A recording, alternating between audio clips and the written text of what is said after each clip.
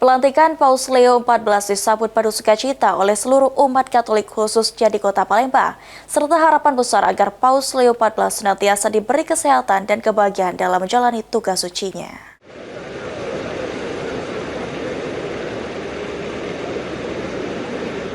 Umat Katolik di seluruh dunia merayakan pelantikan Paus Leo XIV, tidak terkecuali di Gereja Santo Yosef Palembang.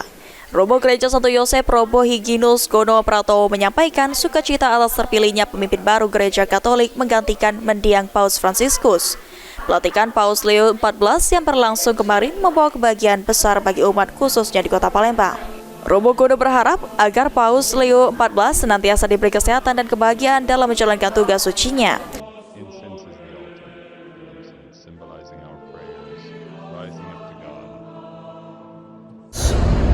Kami sungguh bersukacita karena memiliki pemimpin Gereja Katolik yang baru, ya, setelah Paus Fransiskus wafat, dan tanpa menunggu lama kita mendapatkan pemimpin Gereja Katolik yang baru, Paus Leo.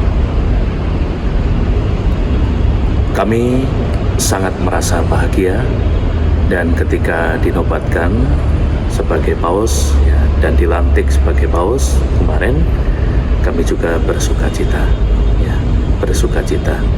Harapannya adalah paus ini bisa melanjutkan apa yang menjadi cita-cita Bapak Paus sebelumnya. Bagaimana gereja selalu merangkul orang-orang kecil, bagaimana gereja selalu menyelamatkan orang-orang yang tersesat, bagaimana gereja tetap memihak kepada kebenaran dan menyuarakan tentang kebenaran.